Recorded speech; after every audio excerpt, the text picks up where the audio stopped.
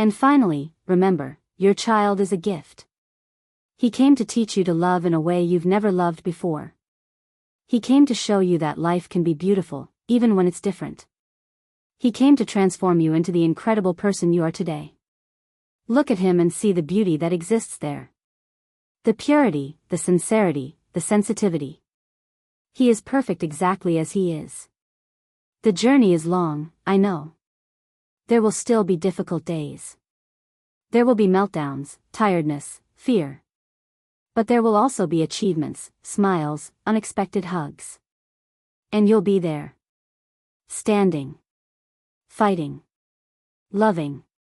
So, if you're watching this far, I want to tell you something: believe. Believe in your child. Believe in yourself. Believe that better days will come.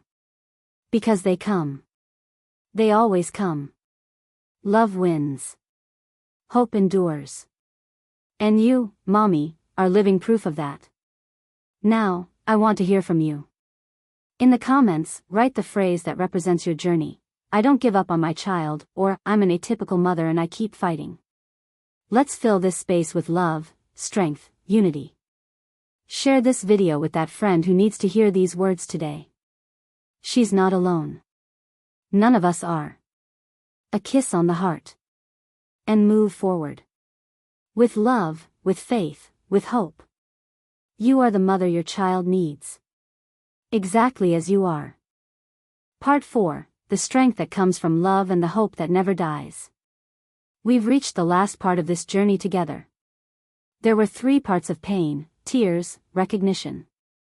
Today we'll talk about what comes after. About the strength born from love. About the hope that never dies. About how to move forward, even with fear, even with tiredness, even with everything.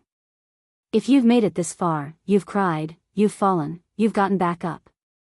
You've learned that grief is necessary, that emotions are valid, that the future can be rebuilt. Now it's time to look forward with different eyes. The first thing you need to know is that you are strong. Stronger than you imagine. You've already overcome days that seemed impossible.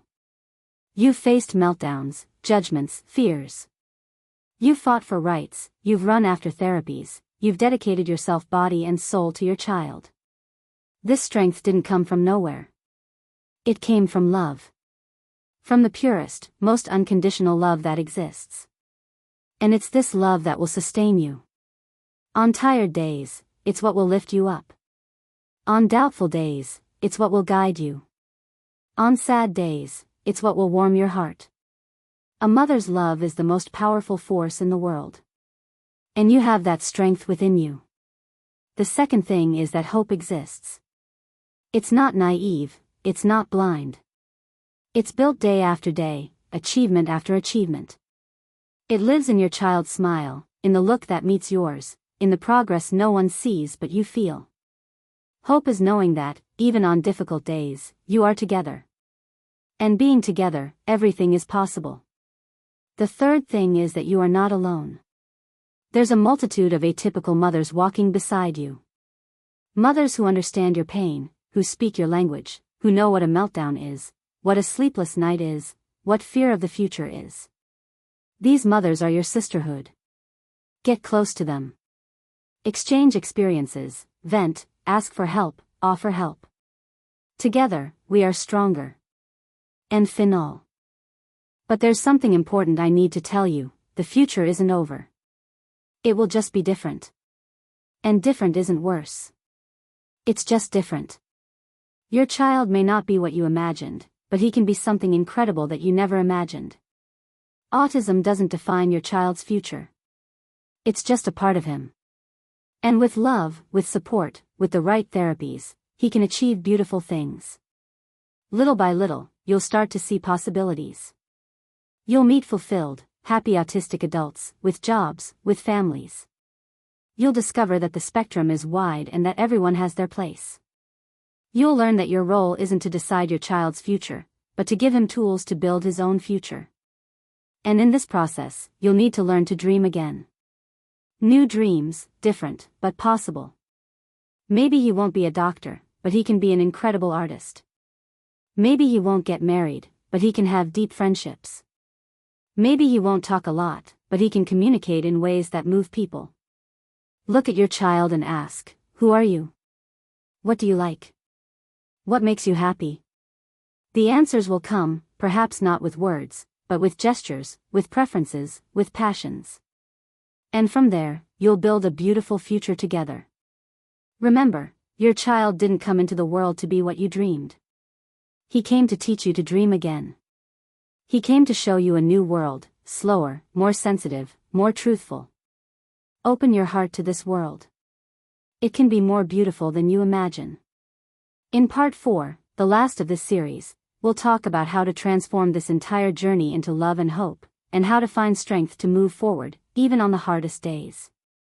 Part 1, the impact and the silence that comes after the news. Do you remember the day you first heard that word? Autism. It felt like the world stopped, but at the same time collapsed onto your shoulders. Today we're going to talk about how to emotionally handle this moment, everything that comes after, and how to find strength to move forward. Come sit with me. I don't think any mother is prepared to hear a diagnosis.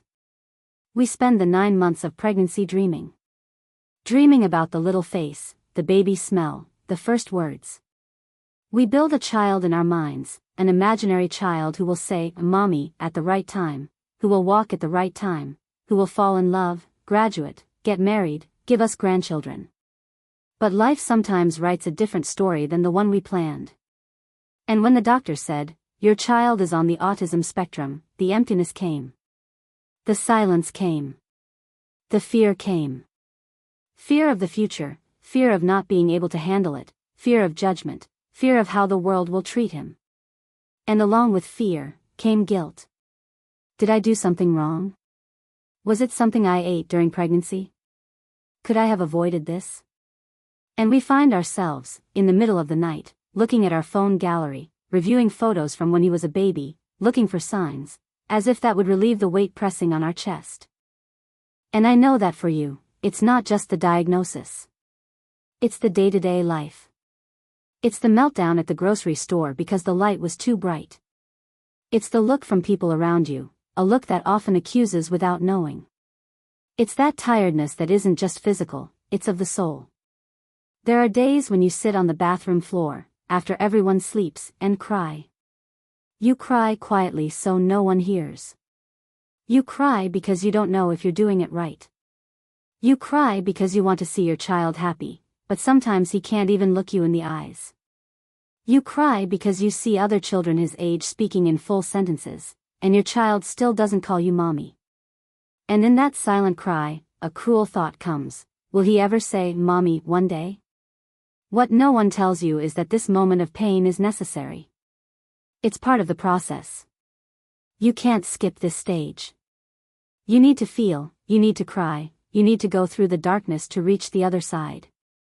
The first thing you need to understand is that your feelings are valid.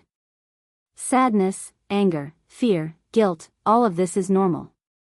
You're not an ungrateful mother for feeling sadness. You're not a bad person for feeling anger. You're human. And that's okay. The second thing is that you don't need to have all the answers now.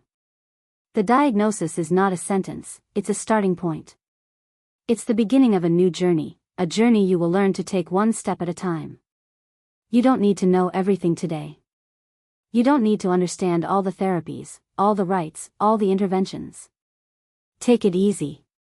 One day at a time. In part 2, we'll talk about how to deal with daily emotions, with meltdowns, with tiredness, and how to find small victories that fuel hope. Part 2, Daily Emotions and the Small Victories No One Sees. Welcome back. In part 1, we talked about the impact of the diagnosis and the importance of validating your feelings. Today I want to talk about day-to-day life, about how to deal with the emotions that arise in your routine, and about the small victories that only you can see. After the diagnosis, life doesn't stop. The bills keep coming, the house still needs to be cleaned, therapies begin, the routine becomes a race against time. And in the middle of all this, there's you, trying to stay whole. But how do you keep your head straight when everything seems to be falling apart? How do you deal with meltdowns, with tiredness, with the feeling that you're not doing enough. The first thing you need to understand is that you are doing enough. You are doing more than enough. You are a mother, therapist, nurse, teacher, lawyer, driver, and you still have to take care of yourself.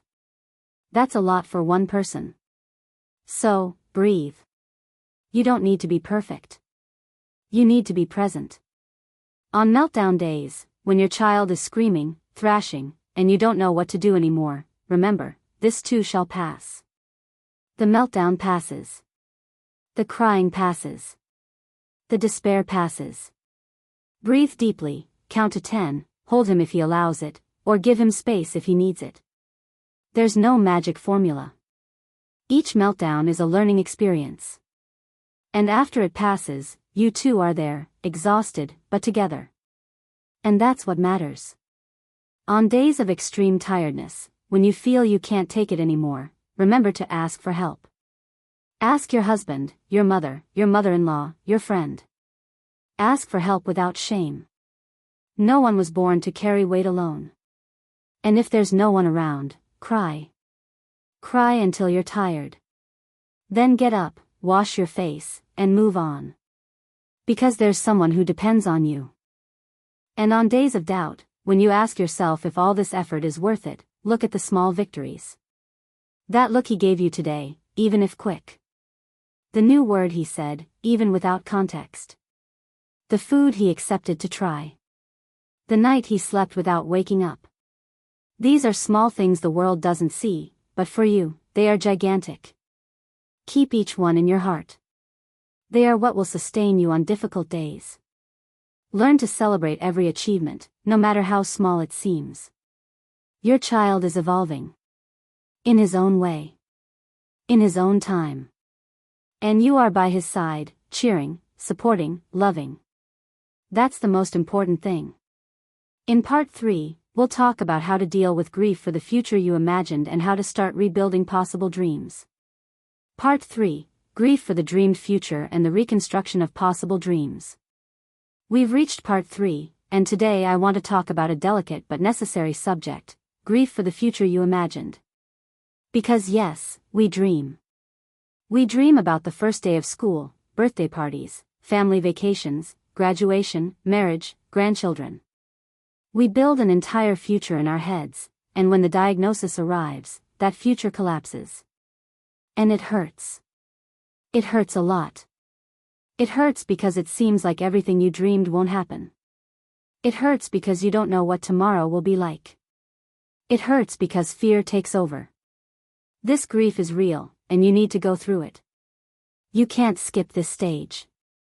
You need to mourn the imaginary child to be able to love the real child.